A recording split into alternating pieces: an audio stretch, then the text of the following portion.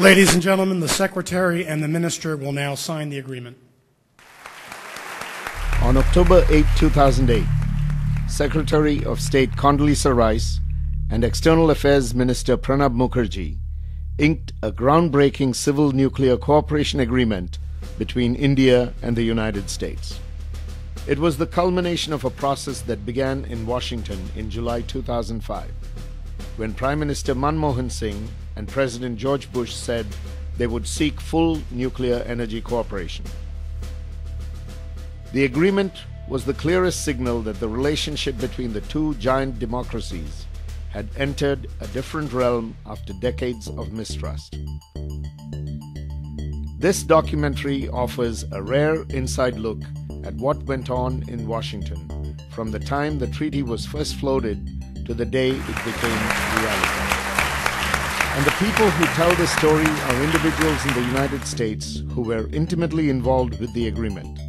They include former U.S. officials who drafted and negotiated the deal, supporters within Congress, the industry, and the Indian American community, foreign policy experts, and critics who tried to derail or change the pact.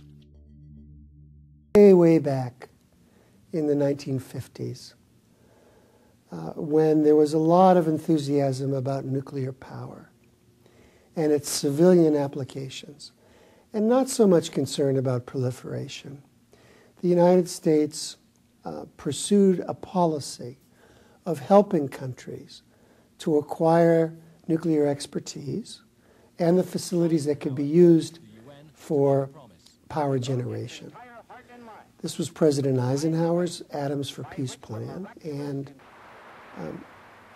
India was one of many beneficiaries. The first disagreement between the two countries surfaced in the 1960s when the nuclear powers at that time began putting together the Non-Proliferation Treaty. Generally known as the NPT, this treaty, which took effect in 1970, would become the centerpiece of the global effort to limit the spread of nuclear weapons over the next 40 years. The treaty would limit the possession of nuclear arms to 5 countries that already owned such weapons: the two superpowers, Britain, France, and China. Calling the NPT discriminatory because it allowed only the existing powers to retain nuclear arms, India was one of the first nations to oppose it. Underscoring its defiance, India detonated its first nuclear device in May 1974 in the Rajasthani desert town of Pokhran. Smiling Buddha, as the test was codenamed, led the U.S. Congress to pass a law prohibiting the United States from supplying nuclear fuel to India and other countries that refused to sign the NPT. It also prompted a global response. It led to the creation of a consortium, a cartel, if you will, of nuclear suppliers that tightened the rules against the misuse of their gifts. The cartel, known as the Nuclear Suppliers Group, would oversee the global trade in nuclear weapons, fuel, and technology. Years later, the Indo-U.S. deal needed and obtained this group's approval. The serious diplomatic rifts created by the Pokhran test would last for the next 3 decades. No one has more first-hand exposure to the thorny nature of this issue than veteran diplomat Nicholas Burns. As the Undersecretary for Political Affairs, Burns was directly involved in working out the details of the nuclear deal with his Indian counterparts. It's been the single greatest problem in the relationship going back 30 years to the time when Indira Gandhi was Prime Minister of India and Gerald Ford and Jimmy Carter were the American president. After the Cold War ended and India opened up its economy, the relationship between the two countries began improving. However, the nuclear issue once again threatened to play spoiler. In 1998, when the Bharatiya Janata Party government under Prime Minister Atal Bihari Vajpayee conducted nuclear tests, again in Pokhran, a furious President Clinton quickly imposed economic and military sanctions against India. There was anger.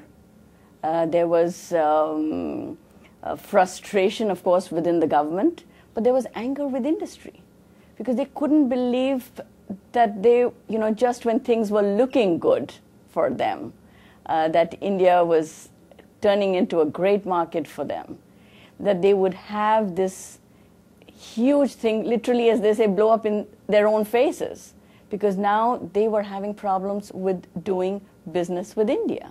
There were new rules that they would have to play with. However, the sanctions and the negative reaction the tests evoked evaporated quickly. A big reason was the restraint demonstrated by India during a border conflict with Pakistan in the Kargil region in 1999. President Clinton's visit to India in 2000, the first by an American president in more than 2 decades, also went a long way toward restoring the friendship and propelling it forward. Lobbying by U.S. businesses that had entered the growing Indian market in a big way in the 1990s played a significant role in lifting the sanctions. After the initial shock, honestly, when U.S. companies started feeling the impact, I think they got to work. The real hard work, I have to say, was done by the U.S. companies to try to convince the administration, to try and convince people on Capitol Hill that they have to re-engage with India. India cannot be isolated. U.S. businesses were suffering. But the 1998 tests once again highlighted the wide gap between the two countries on the nuclear issue. And certainly after the 1998 tests, it became quite clear that if we were going to have a productive relationship, we would have to find a way to solve this nuclear problem in one way or another. Despite his affection for India, Clinton remained troubled by New Delhi's refusal to sign the NPT. There was still a concern about what had happened in '98, a broader concern about the implications of that for regional stability and global nonproliferation, and those things tended to trump the idea of getting past India's nuclear development or improving the relationship in and of itself. That would change in 2001. That year, Republican George W. Bush came to the White House with a new view toward India. He was willing to overlook India's refusal to sign the NPT. For reasons that I don't think can be completely explained, I think he was quite fascinated by India. And he saw the importance of a strong U.S.-India relationship as being important for the United States. Some say there was a strategic calculation behind Bush's offer of greater friendship with India. I think that this Secretary of State and President and Vice President do look at the world in a particular way, and that to them it makes sense to actually beef up Indian strategic capabilities to provide a counterweight to China. After the 9/11 attacks and the December 2001 attack on the Indian Parliament, Bush offered another rationale for stronger Indo-U.S. ties. He said the U.S. and India face a common enemy, terrorism. The Americans say it was India that proposed the idea of a civil nuclear partnership. In 2001, in the Bush first term, the then BJP government made several overtures asking for a deal that resembled this. It was not exactly the same deal, but something that resembled